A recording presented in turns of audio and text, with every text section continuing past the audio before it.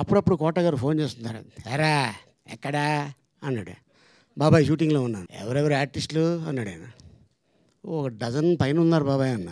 నన్ను పెట్టుకోలేదేంటి అన్నాడు ఆయన. అలా కాదు బాబాయ్, కొంచెం యంగ్ బ్యాచ్ అంటే నేను బోల్డ్ అయిపోయానా అన్నాడు ఆయన. నాకు డైరెక్టర్ ఎవరో తెలియదు, ఇంతమంది ఆర్టిస్ట్ అనగానే సినిమా ఒప్పుకున్నాను. ఈవీవి సత్యనారాయణ గారు బతుకున్న రోజుల్లో ఇంతమంది ఆర్టిస్టులు ఉండేవారు. జంజాల గారు బతుకున్న రోజుల్లో ఇంతమంది ఆర్టిస్టులు ఉన్నారు.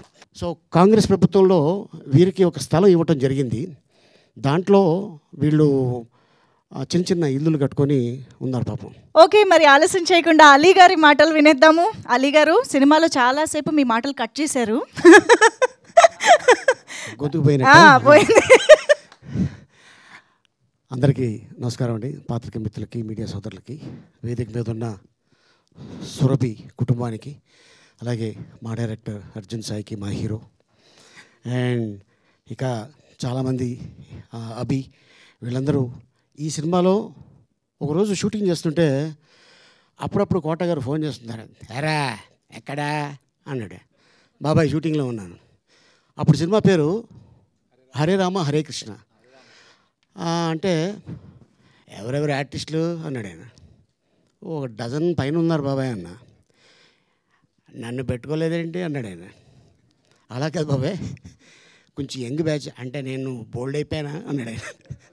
కాదు బాబాయ్, ఎవరెవరంటే లిస్ట్ చెప్పా.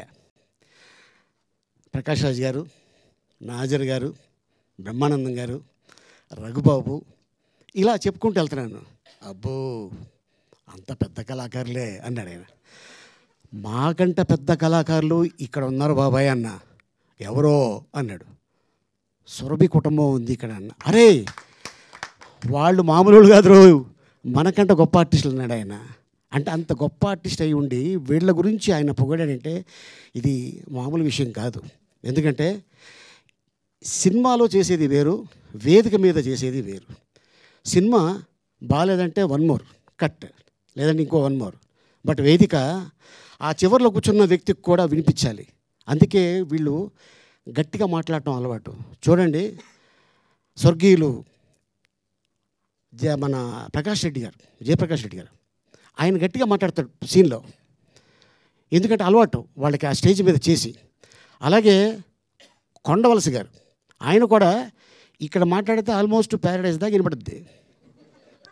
ఎవడో చూడు పక్కన ఎవరో నడుస్తాడు, లేసాడు ఇక్కడ కాదండి, అది ఫిలిం నగర్లో ఉన్నాడు ఆయన. అయ్యి బాబు ఇంత సౌండ్ ఉంది ఏంటంటే. అట్టాగా అలా వచ్చిన కళాకారులు ఎంతోమంది ఈరోజు ఇండస్ట్రీలో ఎదిగారు, పేరు సంపాదించుకున్నారు, ఎన్నో అవార్డులు సంపాదించుకున్నారు, ఎంతో మంచి పేరు తెచ్చుకున్నారు. అలాగే గ్రేట్ అక్కినేని నాగేశ్వరరావు గారు అలాగ వేదిక మీద ఒక సీన్ చేస్తున్నప్పుడు చూసి, గెటప్ కూడా ఆయన లేడీ గెటప్ తోటి డ్రామా చేస్తే చూసి మెచ్చి అప్పుడు ఇండస్ట్రీలోకి వెళ్ళటం జరిగింది. ద గ్రేట్ నందమూరి తారక రామారావు గారు. అలాగే ఎంతోమంది నటులు అప్పటి నుంచి చూసుకుంటే ఇప్పటిదాకా ఇంకా స్టిల్ వస్తూనే ఉన్నారు, వస్తూనే ఉంటారు, రావాలి. ఎందుకంటే వీళ్ళు చేసేది సురభి వాళ్ళు. నేను ఒకరోజు అనుకోకుండా వీళ్ళని ఒకసారి చూడాలి అని అనిపించి, బోయినపల్లి కదా మీరందరూ ఉండేది, బోయినపల్లిలో లింగంపల్లిలో వీళ్ళకి కాలనీ ఇచ్చారు అప్పుడు నందమూరి తారక రామారావు గారు. సో కాంగ్రెస్ ప్రభుత్వంలో వీరికి ఒక స్థలం ఇవ్వటం జరిగింది. దాంట్లో వీళ్ళు చిన్న చిన్న ఇల్లులు కట్టుకొని ఉన్నారు పాపం. ఎందుకంటే నాటకాల సీజన్ లేదు, అందరూ టీవీ లేకపోతే సినిమా. కానీ నాటకం ఇక్కడ కాదు, అమెరికాలో కూడా చాలా ఈవెంట్లో లోకల్ వాళ్ళు చేస్తుంటే ఓహో నాటకం ఎంత గొప్పదనేది నాకు అప్పుడు అనిపించింది. ఈ వేదిక మీద 2 గంటలు నాన్ స్టాప్ ఎక్కడ కూడా డైలాగు ఆగకుండా, తప్పు చెప్పకుండా, విత్ ఎక్స్ప్రెషన్ తోటి ఫస్ట్ నుంచి ఎలా ఉన్నారో ఎండ్ వరకు ఆ నాటకం అయ్యే వరకు అలాగా ఉంటారు. నిజంగా దీన్ని పాయింట్గా తీసుకొని మా డైరెక్టర్ సాయి ఎందుకు చేయకూడదు మనం ఈ కథని అని చెప్పి, సో రీసెంట్గా మా అన్న బ్రహ్మానందం గారికి ఫిల్మ్ఫేర్ అవార్డు వచ్చింది, అది రంగమార్తాండ. సో అది కూడా ఆల్మోస్ట్ ఈ రంగానికి సంబంధించిందే. అంతకుముందు రాణా కూడా ఒక సినిమా చేసి ఉన్నాడు. కృష్ణవంద జగద్గురు అది. అండ్ అంత కాకుండా దాని ముందు ఇంకా చాలామంది డైరెక్టర్లు తీశారు.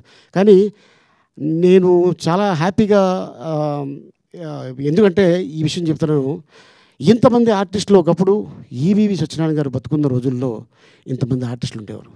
జంజాల్ గారు బతుకున్న రోజుల్లో ఇంతమంది ఆర్టిస్టులు ఉన్నారు. అలాగే రాయలింగి నరసింహారావు గారు వారి సినిమాల్లో కూడా ఇంతమంది కమెడియన్స్ ఉండేవాళ్ళు. అలాగే పెద్దవంశీ గారు, ఇలాగే ఎంతోమంది డైరెక్టర్స్. తర్వాత ఆఫ్టర్ లాంగ్ టైం మా అర్జున్ ఇంతమంది ఆర్టిస్టులు ఉన్నారు అనగానే, నాకు డైరెక్టర్ ఎవరో తెలియదు, ఇంతమంది ఆర్టిస్టులు అనగానే సినిమా ఒప్పుకున్నాను. అండ్ నేను ఆ లొకేషన్కి వెళ్ళిన తర్వాత తను చిన్న ఆర్టిస్ట్తో ఎలా ఉన్నాడో పెద్ద ఆర్టిస్ట్తో అలాగే ఉన్నాడు, టెక్నీషియన్స్ తోటి అలాగే ఉన్నారు. ఇప్పుడే ఇక్కడ వేదిక మీద చెప్పారు సొరబి వాళ్ళు కూడా.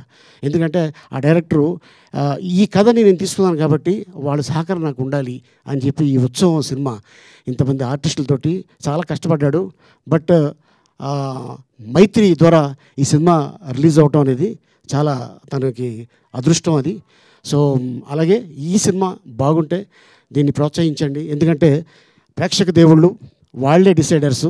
ఒక సినిమా తీసుకెళ్ళాలంటే, పెద్ద హిట్ చేయాలంటే మీ తర్వాతనే ఇంకా.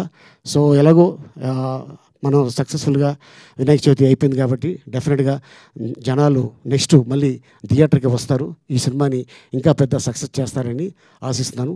Thank you. ఈ అవకాశం కల్పించినందుకు మీ అందరికీ thank you sir. Thank you so much.